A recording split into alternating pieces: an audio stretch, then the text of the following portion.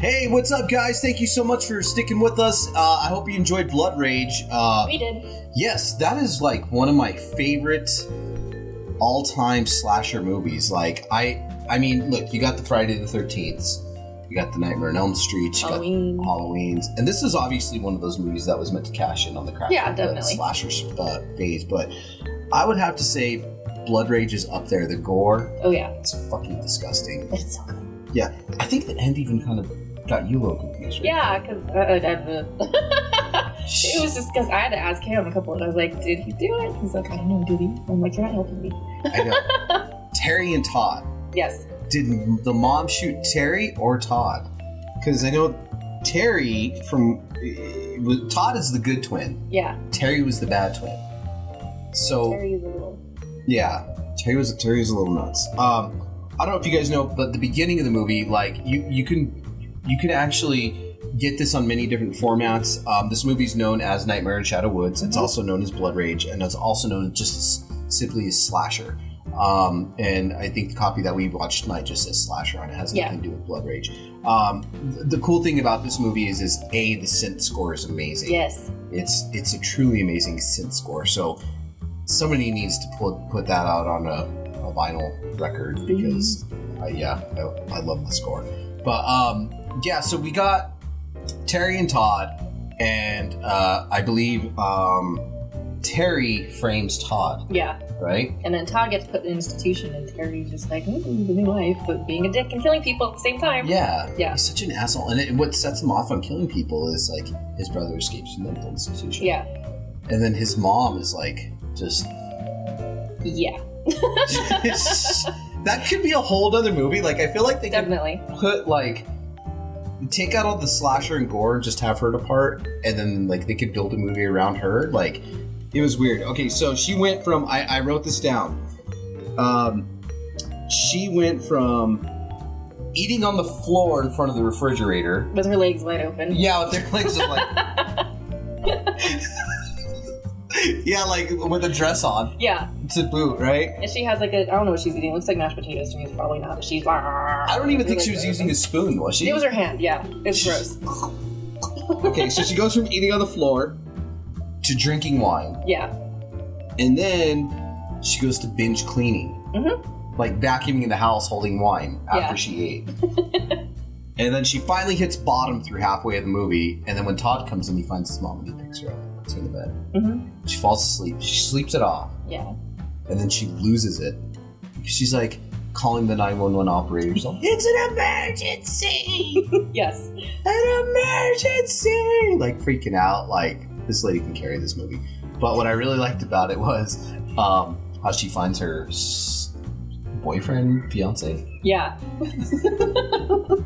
You have to see this movie to understand why it's so funny. Well, they just watched it, but... Well, yeah, that's true. Good point.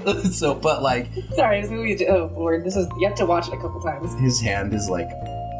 Like, he cuts his hand off, and then he rests his hand on his face like that. She's like, "What are you doing?" And his head just goes, and his brains fall out. Like, it's such a fucking awesome movie, I swear to God. And my personal favorite part is there's a couple, they're supposed to be having sex, they're kind of just laying on each other. Wait, that's not how people have sex, just laying on each other. Well, yeah, you're supposed to be doing something, they're literally just laying on each other. By pool, and Terry just pops out of nowhere with his machete and says, "Stop that," and he goes, and the guy dies. It's amazing. Hey, stop that. Yeah. And the best line of this movie, I'm sorry I didn't get any cranberry sauce, but that's not cranberry sauce. Yes. Best fucking line of this movie. Oh, God. It's a great film. I'm going to watch this again soon because it was just that awesome. Yes, it's amazing. I think Arrow Films pulled out an amazing Blu-ray restored version of this with some amazing behind-the-scenes stuff. The guy that I forgot his name. I'm gonna look it up here real quick. Sex Axe. There you go. What a name. Yeah, Bill Kemp. Is it? Yeah, I think Bill Kemp. Kakmis. Kakmis. Yeah. Anyways, Bill Kakmis did the makeup for this movie. He did his own head. Yeah. The one that's hanging from the door. Yeah. And actually, this guy did the makeup for Terminator 2 as well. I read that somewhere. Yes, I did. So, Bill, good job, buddy. Cheers, buddy. Yeah. I'm so glad we didn't get a sequel to this. But it would have ruined it, honestly. It would have totally ruined it, but it's such an amazing film, guys. Oh, yeah. We are now in the remakes and reboots. Oh, Lord. Don't fucking reboot Blood Rage. I don't think they can. It wouldn't be as good. It's not the 80s anymore. You can't really do stuff like this. What was really cool about this movie is they actually rented out almost a half-vacant apartment complex to film this. Yeah. Which was awesome. You just got to see a lot of really cool deaths in it, and just some funny things. And when his brother kills his counselor, he just cuts her in half, and she's just in the middle of the woods, like Yeah, it's damn good. It's damn good, guys. So up next, we got some questions for you and me. Yay! We got some questions with Vanessa.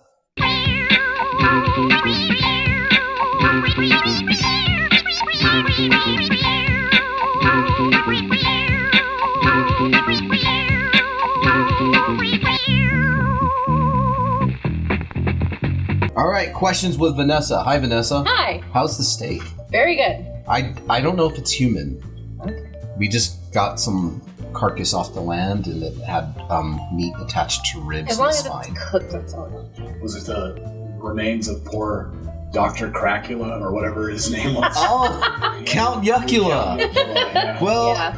Count Yuckula left had with... a bad demise. Yeah, Yucky left with Ejaculus, Odorous' son. Yeah. They actually left the Halloween party hand in hand in the sunset. It was lovely. And I haven't seen any of them since. Nope.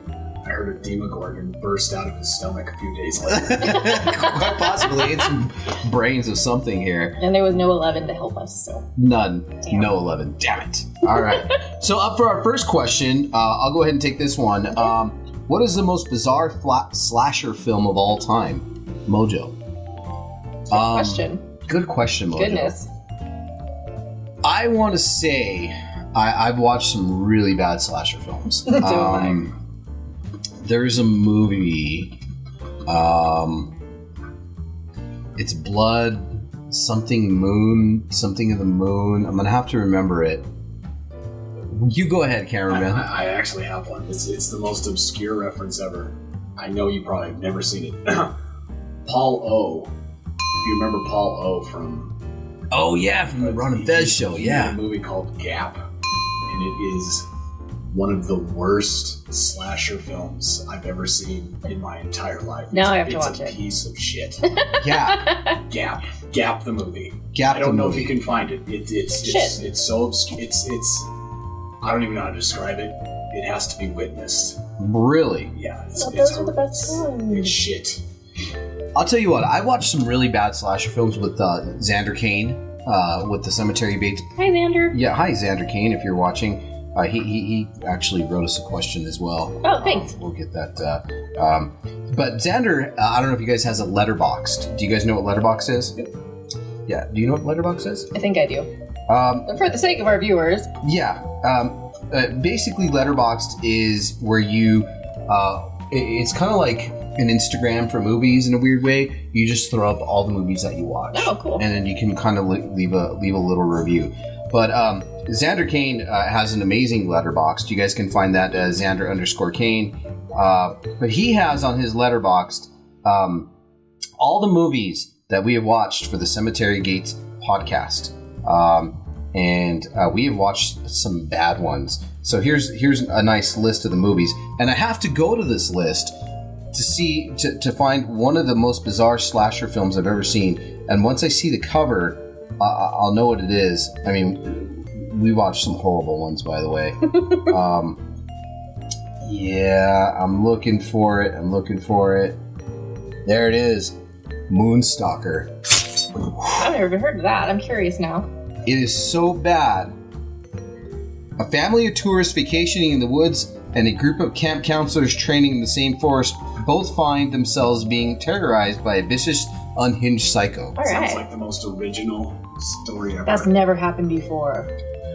Well, Moonstalker is basically the killer is tied up in an RV by his dad because he doesn't want to let him go because he's pretty insane.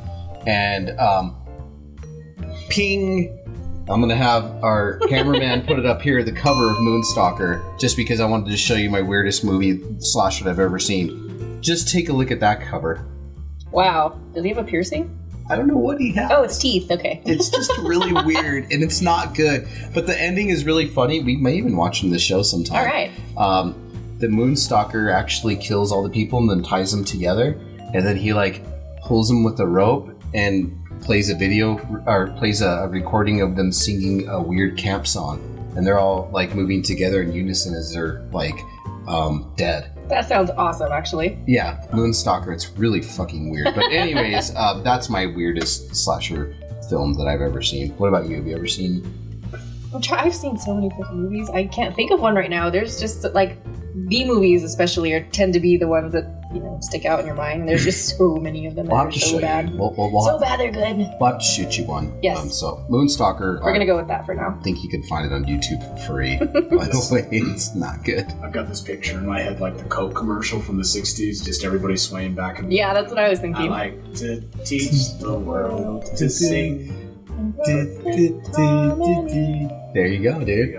That's awesome. But it's a camp version. All right, great. The Dark Hours put this one up for us. Hi, Gray. Thank you. It says, "What is the best satanic horror movie of all time?" Satan. What about for you? Easy answer, but I'm gonna say The Exorcist because that's one of my favorite movies ever in life. So I'm gonna go with that. It's not technically satanic; it's demon, but same thing. What do you think? Did you see The Simpsons Treehouse of Horror this year? The first segment was like being possessed by Pazuzu. It was fucking hilarious. So yes, watch it if you can. I'm gonna say recent memory. Mm-hmm. I mean, obviously, I can go with The Exorcist. I can go with The Omen. I can go with yes, The Omen.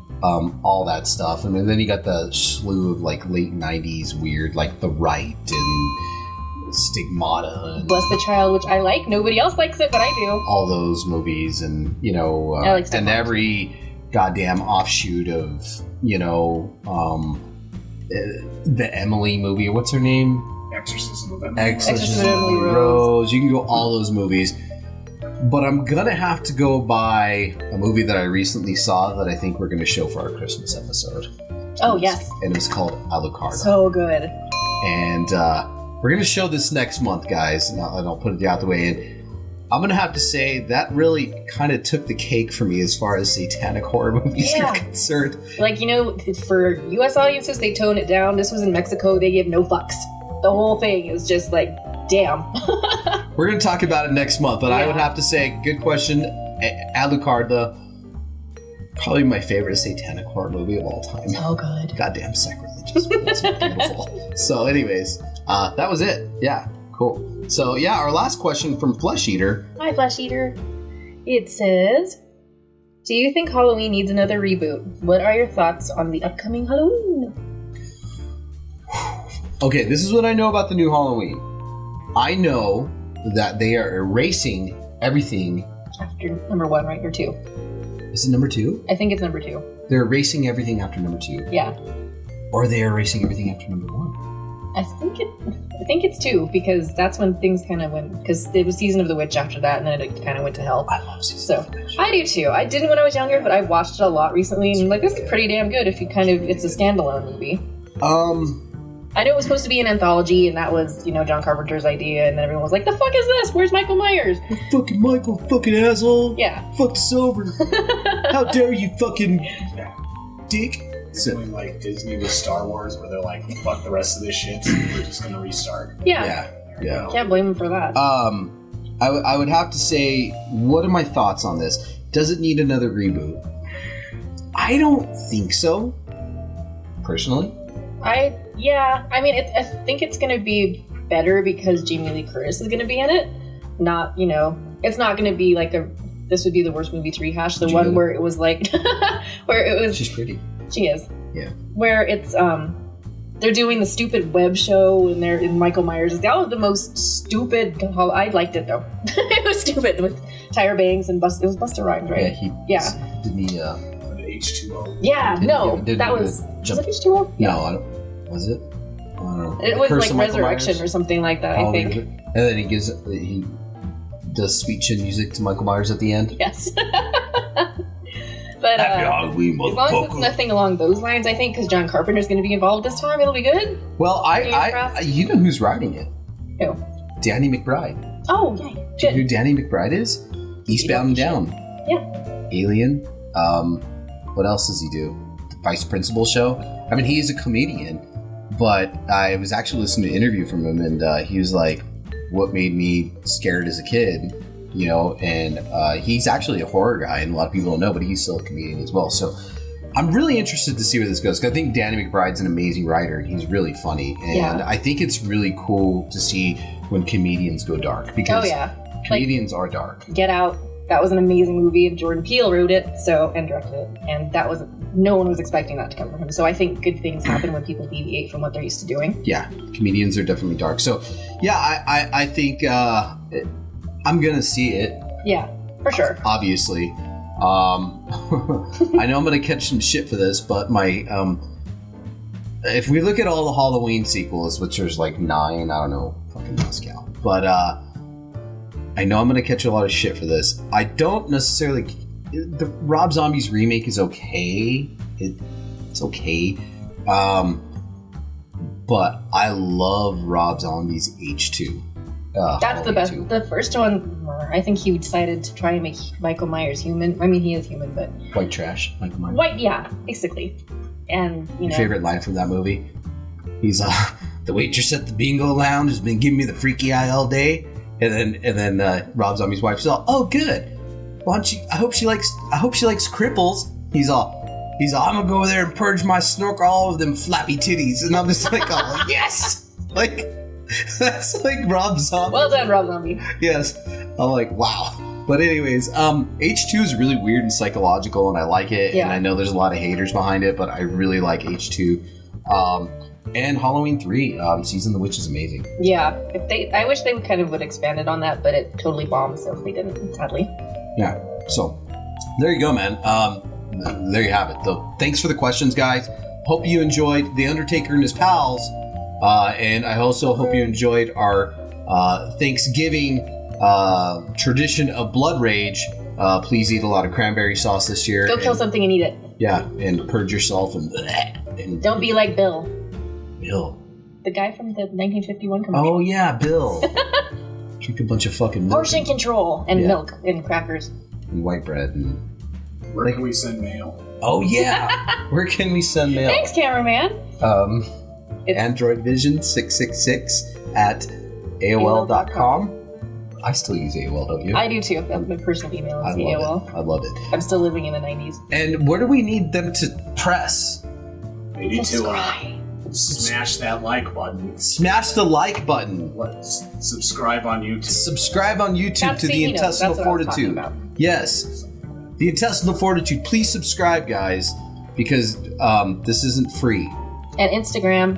Yes, Instagram. Living Dead Nessa. AndroidVirus. Like AndroidVirus or AndroidVision Facebook page. And we got a new Twitter handle, right? We do? AndroidVision 2. AndroidVision 2. So follow us on Twitter, please. Follow me on my Grindr account. Oh. What?